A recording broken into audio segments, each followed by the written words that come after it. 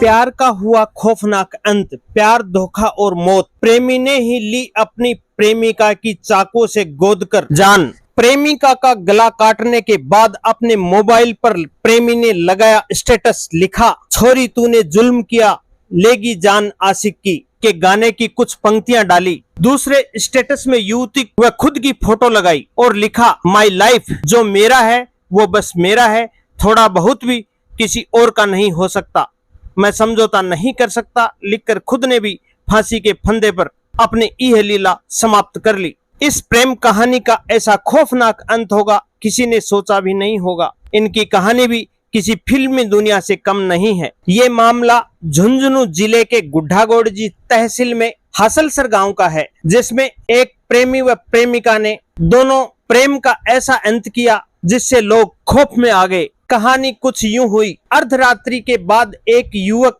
युवती के घर में घुसकर सो रही युवती का चाकू से गला काट दिया।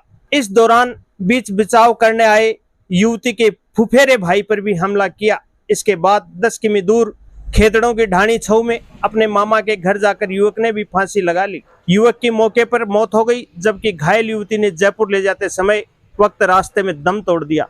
माना जा रहा है कि युवती की शादी से मना करने पर गुस्साई युवक ने घटना को अंजाम दिया। फांसी लगाने से पहले युवक ने अपने व्हाट्सएप स्टेटस पर बहुत ही प्यार भरी लाइनें लगाई। पुलिस के अनुसार युवती के घर में घुसने के दौरान आरोपी युवक का चचेरा भाई भी साथ था।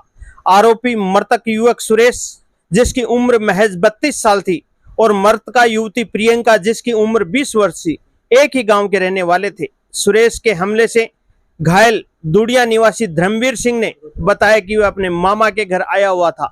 शुक्रवार रात 11:30 बजे करीब खाना खाकर वे लोग सो गए थे। करीब 2 बजे किसी ने कमरे में घुसने की आवाज से उसकी आंखें खुल गई। उसने देखा कि एक युवक उसके मामा की लड़की प्रियंका पर वार कर रहा था। उसे पकड़ने की कोशिश की तो युवक ने उस पर भी हमला कर दिया और फरार हो गया। धर्मवीर ने बताया कि 2 युवक थे, एक युवक कमरे के बाहर खड़ा था। आरोपी युवक सुरेश ने प्रियंका के गले पर चाकू से 4 वार किए। घायल प्रियंका को बड़ागांव के सरकारी अस्पताल ले जाया गया, जहां से उसे झुंझुनू रेफर कर दिया गया। हालत गंभीर होने पर उसे झुंझुनू से जयपुर रेफर कर दिया गया, लेकिन रास्ते में ही प्रियंका ने दम तोड़ दिया। पुलिस ने पोस्टमार्टम कराकर दोनों के शव परिजनों को सौंप दी है। पुलिस ने मामला प्रेम प्रसंग का मानकर जांच कर रही है। आरोपी सुरेश शादीशुदा था। 3 साल पहले ही उसकी शादी हुई थी। शादी के 1 साल बाद उसकी पत्नी छोड़कर चली गई। वह गांव में शराब की दुकान पर सेल्समैन था। उसके खिलाफ शराब तस्करी के 4 से 5 मामले भी दर्ज हैं। प्रियंका अविवाहित थी और बीए के बाद बीएड की तैयारी कर रही थी। सुरेश व प्रियंका काफी समय से एक दूसरे के संपर्क में थे। सुरेश उस पर शादी का दबाव बना रहा था, लेकिन युवती के घर वाले राजी नहीं थे।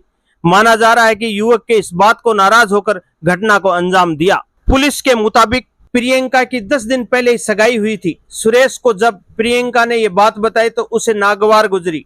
उसने प्रियंका को भगाकर शादी करने की योजना बनाई थी, लेकिन प्रियंका ने मना कर दिया और ये बात सुरेश को नहीं जमी, जिसके चलते अपनी प्रेमिका की उसने हत्या कर दी और हत्या करने के बाद वह भी अपने ननिहाल जाकर फांसी के फंदे पर झूल गया। ऐसे हुआ एक प्यार का अंत।